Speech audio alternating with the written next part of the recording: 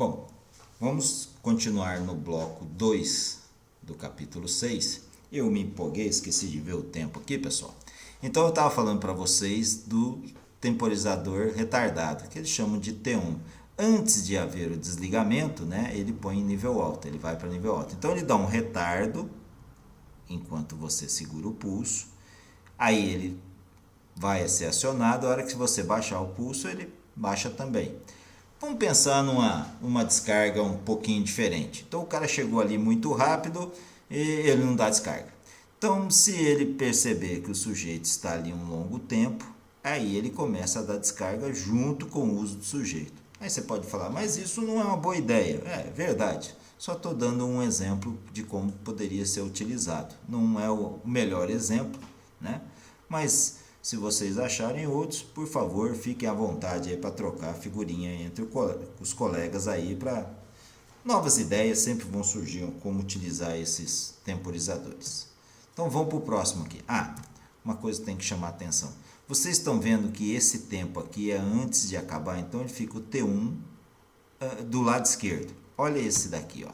T2 do lado direito. Vai ser depois que acabar o sinal. Então vamos voltar aqui, ó. T1 antes de você desligar. Ele dá um time, né, e aciona. Ok? Então ele vem com o T1 aqui do lado esquerdo. Olha a simbologia. A simbologia desse daqui, ó, ele sobe junto, mantém e depois desce. Então nós poderíamos pensar num outro sistema de descarga.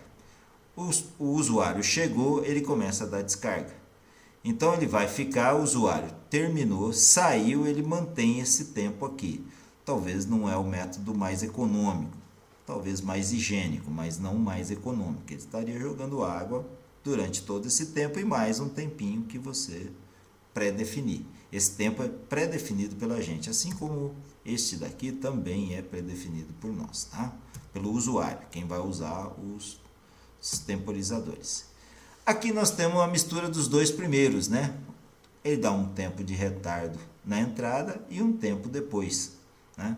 Talvez fosse um pouco melhor para descarga em relação aos outros dois, né? Então você dá um tempo para o usuário, depois quando ele aciona, né? E aí o usuário sai e ele mantém um tempo depois. Mas eu acho que o melhor para descarga seria esse daqui mesmo, né, pessoal? Esse seria o ideal. O consumo de água seria muito menor, né? Mas sempre tem uma utilidade quando você vai utilizar na prática isso daí, tá? Então, a programação dos temporizadores, né? Então, tem temporizador de pulso e tem, esses são definidos como você dá um pulso e ele vai se ligar, ou a parametrização dos temporizadores, ou seja, lá na linguagem ladder, na lista de instrução, você vai poder definir qual que é o tempo. Então, aqui, ó, esse PT é o preset time, ok? Então, ele colocou mais 15, significa que ele quer 15 segundos de temporização, certo? Ó, como é o T1, ele vai começar, T1, vamos voltar aqui, ó. Este daqui é o T1, esse daqui é o T1. Então, ele, antes de acabar, ele dá 15 segundos e parte para a saída, ok? Junto com o usuário. Tá aqui, né? Opa, olha lá.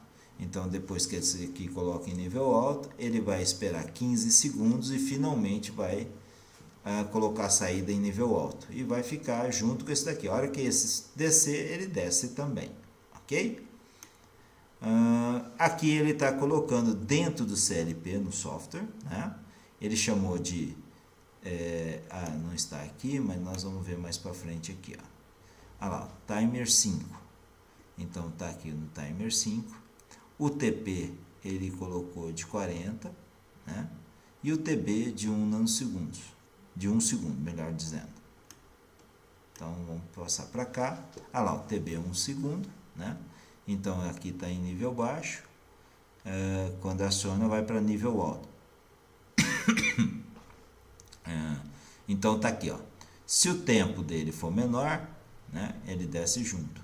Se for maior, ele desce antes. Então, ele fica um tempo antes, na entrada, né? Então, se for pequeno, o tempo aqui é T, desliga a entrada, desliga a saída.